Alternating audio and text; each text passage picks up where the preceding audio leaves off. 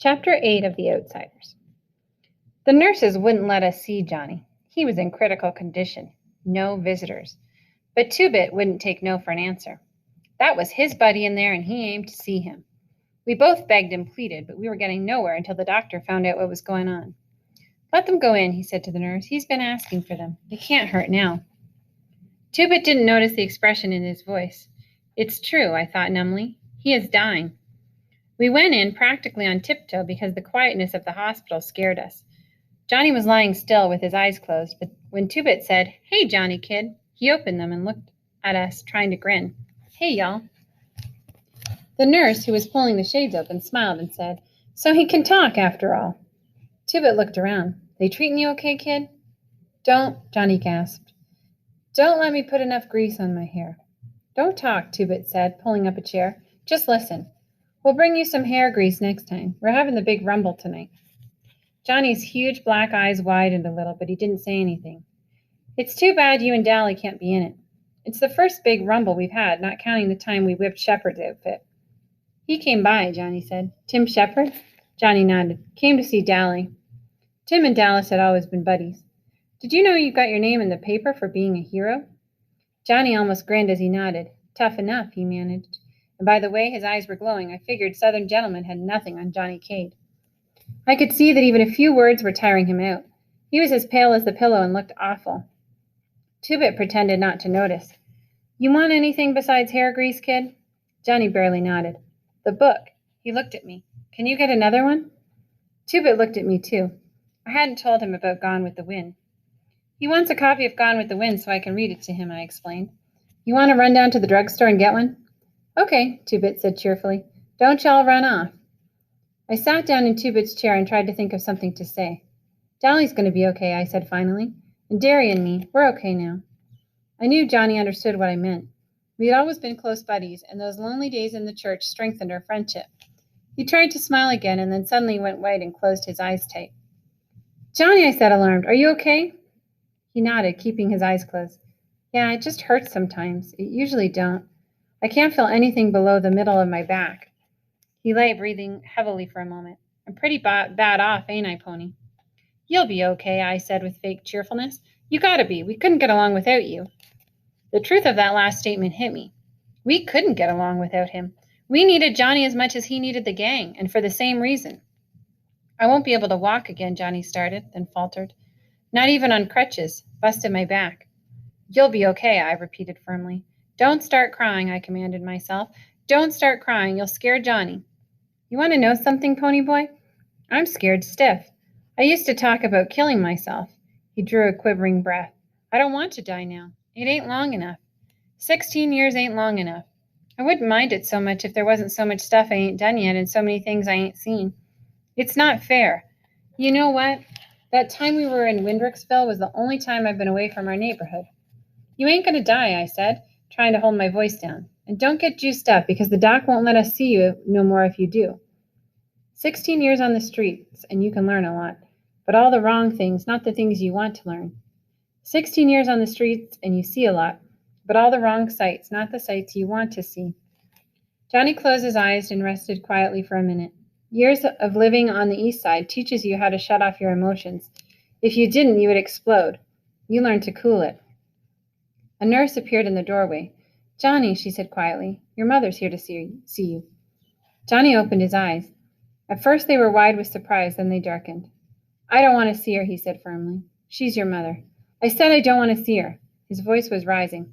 "She's probably come to tell me about all the trouble I'm causing her and about how glad her and the old man will be when I'm dead.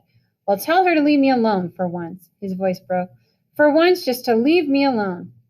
He was struggling to sit up, but he suddenly gasped, went whiter than the pillowcase, and passed out cold. The nurse hurried me out the door. I was afraid of something like this if he saw anyone. I ran into Two-Bit, who was coming in. "You can't see him now," the nurse said, so Two-Bit handed her the book. "Make sure he can see it when he comes around." She took it and closed the door behind her. Two-Bit stood and looked at the door for a long time. "I wish it was any one of us except Johnny," he said, and his voice was serious for once. "We could get along with anyone but Johnny." Turning abruptly, he said, "Let's go see Dallas." As we walked out into the hall, we saw Johnny's mother. I knew her. She was a little woman with straight black hair and big black eyes like Johnny's, but that was as far as the resemblance went. Johnny Cake's eyes were fearful and sensitive. Hers were cheap and hard. As we passed her, she was saying, "But I have a right to see him. He's my son. After all the trouble his father and I have gone to raise him, this is our reward. He'd rather see those no-count hoodlums than his own folks." She saw us and gave us such a look of hatred that I almost backed up. "It was your fault. Always running around in the middle of the night, getting jailed, and heaven knows what else." I thought she was going to cuss us out. I really did. Two-Bit's eyes got narrow, and I was afraid he was going to start something. I don't like to hear women get sworn at, even if they deserve it. "No wonder he hates your guts," Two-Bit snapped. He was going to tell her off real good, but I shoved him along. I felt sick. No wonder Johnny didn't want to see her. No wonder he stayed overnight at Two-Bit's or at our house and slept in the vacant lot in good weather. I remembered my mother, beautiful and golden like soda, and wise and firm like dairy.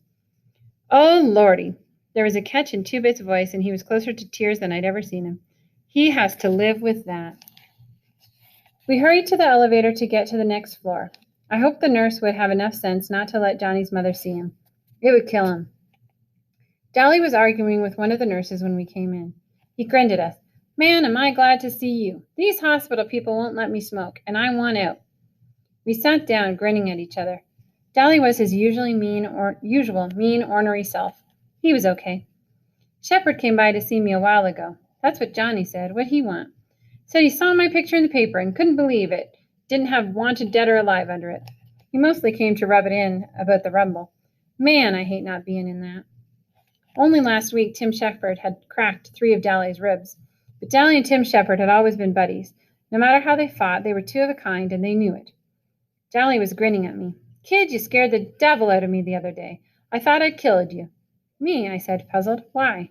"When you jumped out of the church. I meant to hit you just hard enough to knock you down and put out the fire, but when you dropped like a ton of lead, I thought I'd aimed too high and broke your neck." He thought for a minute. "I'm glad I didn't, though." "I'll bet," I said with a grin. I never liked Dolly, but then, for the first time, I felt like he was my buddy, and all because he was glad he hadn't killed me. Dolly looked out the window. He sounded very casual. "How's the kid?" "We just left him," Two-Bit said, and I could tell that he was debating whether to tell Dolly the truth or not. "I don't know about stuff like this, but, well, he seemed pretty bad to me. He passed out cold before we left him." Dolly's jawline went white as he swore between clenched teeth. "Two-Bit, you still got that fancy black-handled switch?" "Yeah. Give it here." Two-Bit reached into his back pocket for his prized possession. It was a jet-handled switchblade, 10 inches long, that would flash open at a mere breath. It was the reward of 2 hours of walking aimlessly around a hardware store to divert suspicion. He kept it razor sharp. As far as I knew, he had never pulled it on anyone. He used his plain pocket knife when he needed a blade. But it was his showpiece, his pride and joy. Every time he ran into a new hood, he pulled it out and showed off with it. Dolly knew how much that knife meant to Two-Bit, and if he needed a blade bad enough to ask for it, well, he needed a blade. That was all there was to it. Two-Bit handed it over to Dolly without a moment's hesitation. "We got to win that fight tonight," Dolly said. His voice was hard. "We got to get even with the Socs. For Johnny." He put the switch under his pillow and lay back, staring at the ceiling. We left. We knew better than to talk to Dolly when his eyes were blazing and he was in a mood like that. We decided to catch a bus home. I didn't feel much like walking or trying to hitch a ride. Two-Bit left me sitting on the bench at the bus stop while he went to get to a gas station to buy some cigarettes. I was kind of sick to my stomach and sort of groggy. I was nearly asleep when I felt someone's hand on my forehead. I almost jumped out of my skin. Two-Bit was looking down at me worriedly. "You feel okay? You're awful hot." "I'm all right," I said. And when he looked at me as if he didn't believe me, I got a little panicky. "Don't tell Derry, okay? Come on, Two-Bit, be a buddy. I'll be well by tonight. I'll take a bunch of aspirins." "All right," Two-Bit said reluctantly. "But Derry'll kill me if you're really sick and go ahead and fight anyway." "I'm okay," I said, getting a little angry. "And if you keep your mouth shut, Derry won't know a thing." "You know something?" Two-Bit said as we were riding home on the bus. "You'd think you can get away with murder living with your big brother and all. But Derry's stricter with you than your folks were, ain't he?" "Yeah," I said. "But they'd raised 2 boys before me. Derry hasn't." "You know, the only thing that keeps Derry from being a Soc is us." "I know," I said. I had known it for a long time. In spite of not having much money, the only reason Derry couldn't be a Soc was us, the gang, me and Soda. Derry was too smart to be a greaser. I don't know how I knew, I just did. And I was kind of sorry. I was silent most of the way home. I was thinking about the rumble. I had a sick feeling in my stomach, and it wasn't from being ill. It was the same kind of helplessness I'd felt that night Derry yelled at me for going to sleep in the lot. I had the same deathly fear that something was going to happen that none of us could stop. As we got off the bus, I finally said it. Tonight, I don't like it one bit. Two-Bit pretended not to understand.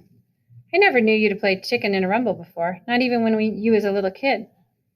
I knew he was trying to make me mad, but I took the bait anyway.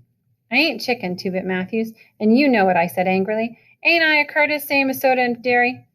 Two-Bit couldn't deny this, so I went on. I got an awful feeling something's going to happen. Something is going to happen. We're going to stomp the Soch's guts, that's what. Two-Bit knew what I meant, but doggedly pretended not to. He seemed to feel that if you said something that was all right, it immediately was, no matter what. He'd been that way all his life, and I don't expect he'll change. Soda Pop would have understood, and he would have tried to figure it out together, but Two-Bit just ain't Soda, not by a long shot. Cherry Valance was sitting in her Corvette by the vacant lot when we came by. Her long hair was pinned up, and in daylight she was even better looking. That Stingray was one tough car, a bright red one. It was cool. Hi, Ponyboy, she said. Hi, Two-Bit. Two-Bit stopped. Apparently Cherry had shown up there before during the week Johnny and I had spent in Windricksville. What's up with the big times? She tightened the strings on her ski jacket. They play your way. No weapons, fair deal. Your rules. You sure? She nodded. Randy told me. He knows for sure. Two-Bit turned and started home. Thanks, Cherry. Ponyboy, stay a minute, Cherry said. I stopped and went back to her car. Randy's not going to show up at the rumble. Yeah, I said, I know. He's not scared. He's just sick of fighting. Bob, she swallowed, then went on quietly. Bob was his best buddy since grade school. I thought of Soda and Steve. What if one of them saw the other killed? Would that make them stop fighting? No, I thought. Maybe it would make Soda stop, but not Steve. He'd go on hating and fighting. Maybe that was what Bob would have done if it had been Randy instead of him. How's Johnny? Not so good, I said. Will you go up and see him? She shook her head. No, I couldn't. Why not? I demanded. It was the least she could do. It was her boyfriend who had caused it all. And then I stopped. Her boyfriend. I couldn't, she said in a quiet, desperate voice. He killed Bob. Oh, maybe Bob asked for it. I know he did. But I could never look at the person who killed him. You only knew his bad side. He could be sweet sometimes and friendly. But when he got drunk, it was that part of him that beat up Johnny. I knew it was Bob when you told me the story. He was so proud of his rings. Why do people sell liquor to boys? Why? I know there's a law against it, but kids get it anyway. I can't go see Johnny. I know I'm too young to be in love and all that, but Bob was something special. He wasn't just any boy. He had something that made people follow him, something that marked him different, maybe a little better than the crowd. Do you know what I mean? I did. Cherry saw the same things in Dallas. That was why she was afraid to see him, afraid of loving him. I knew what she meant, all right. But she also meant she wouldn't go see Johnny because he had killed Bob. That's okay, I said sharply. It wasn't Johnny's fault that Bob was a booze hound and Cherry went for boys who were bound for trouble. I wouldn't want you to see him. You're a traitor to your own kind and not loyal to us. Do you think your spying for us makes up for the fact that you're sitting there in a Corvette while my brother drops out of school to get a job? Don't you ever feel sorry for us. Don't you ever try to give us handouts and then feel high and mighty about it. I started to turn and walk off, but something in Cherry's face made me stop. I was ashamed. I can't just stand to see girls cry. She wasn't crying, but she was close to it. I wasn't trying to give you charity, Ponyboy. I only wanted to help. I liked you from the start, the way you talked. You're a nice kid, Ponyboy. Do you realize how scarce nice kids are nowadays? Wouldn't you try to help me if you could? I would. I'd help her and Randy both if I could. Hey, I said suddenly. Can you see the sunset real good from the west side? She blinked, startled, then smiled. Real good. You can see it good from the east side, too, I said quietly. Thanks, Ponyboy. She smiled through her tears. You dig okay. She had green eyes. I went on walking home slowly.